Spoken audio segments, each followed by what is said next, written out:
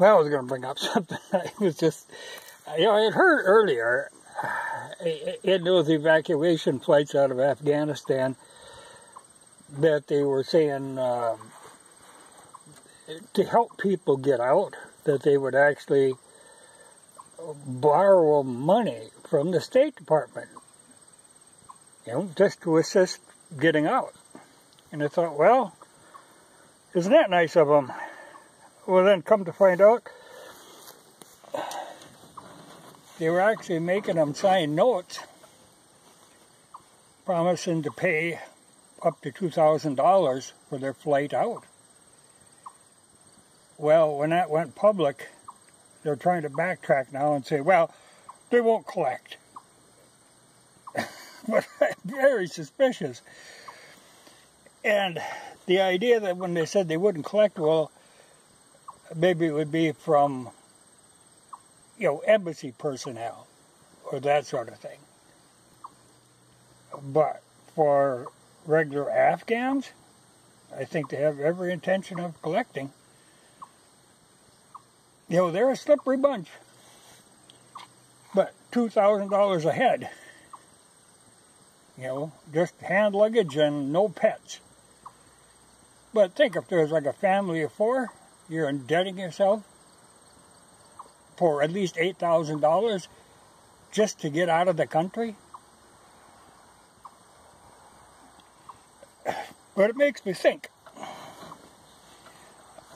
I wonder, we're bringing all these flights up from Central America, bringing them up to the border, and then from there, they switch planes or get on a bus and go further into the country. Are we charging those people that are coming across the border? Are we like in the business of competing with those cartel coyotes? Is that the idea? Because if they're charging people to evacuate out of Afghanistan, it certainly wouldn't surprise me if they were charging them refugees. It was good that somebody brought it to the attention because, the idea now is just to get them people the hell out. I know earlier there was a problem where they were saying that, when they were still running commercial airliners out of there.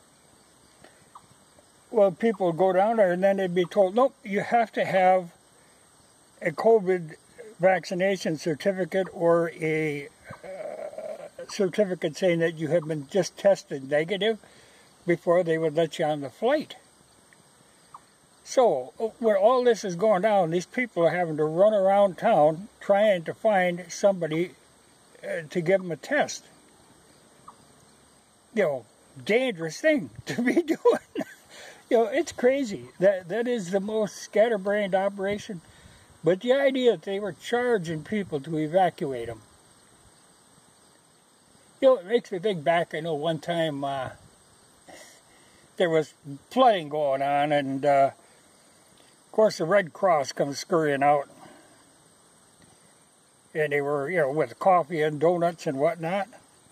And I'd be damned if they weren't charging for them. The Salvation Army, when they do that kind of thing, they're just giving it away. But the Red Cross was charging. I know my dad always had a grudge against the Red Cross because back when he was in the service, see, if you're going to write a letter home, you would have to buy the paper and pencil from the Red Cross. They weren't going to give you that paper and pencil or let you use a pencil. You had to buy it from them. And that just pissed him off, So but this whole idea, and they're backtracking as quick as they can, saying, no, that wasn't their intention. But it was their intention, they got caught. But it really makes me think all these people that we're bringing in,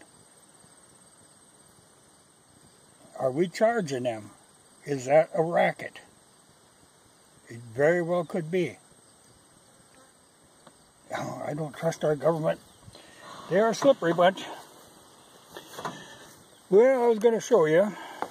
Okay, this is my 336A 3030.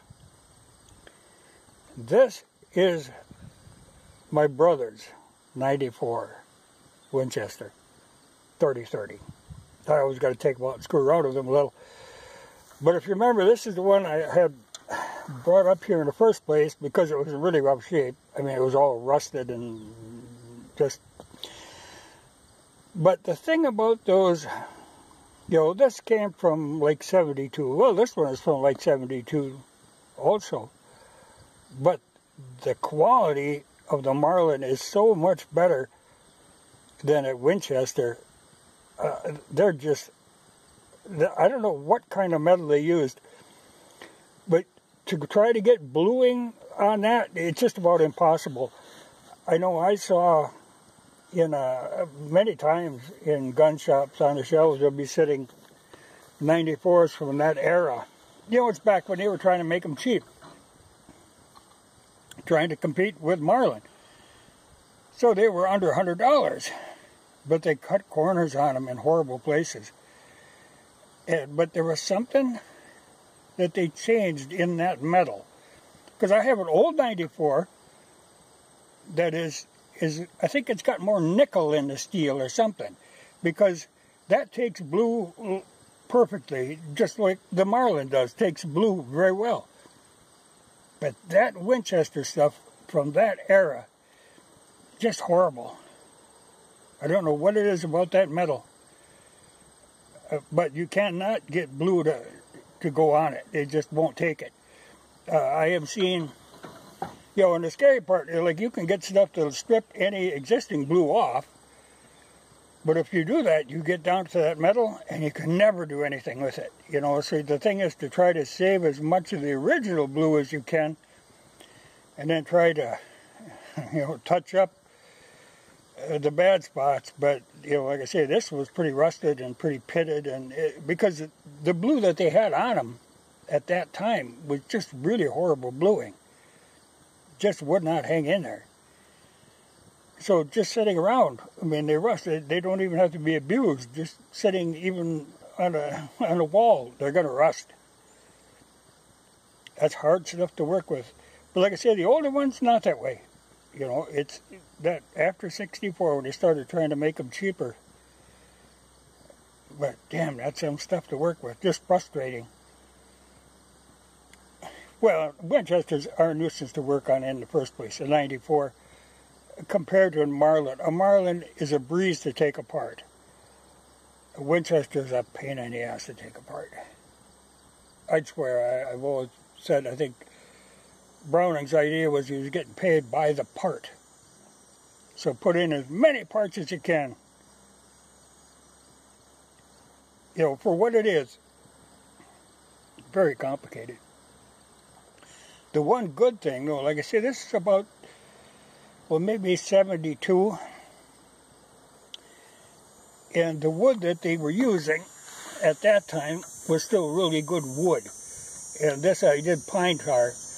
But that was pretty good walnut at that time. Now later, they came out with some really crappy wood. But I'm going to go and take a few shots with that. But I thought that was interesting that they were going to, you know, I think that's why they were shook up about all them Afghans that jumped on that plane, the first one. They didn't get them signing any papers. They want them indentured. And here the bugger just got on. I'm sure they lined them up and made them sign something when they got off again, but it's a hell of a way to run an operation.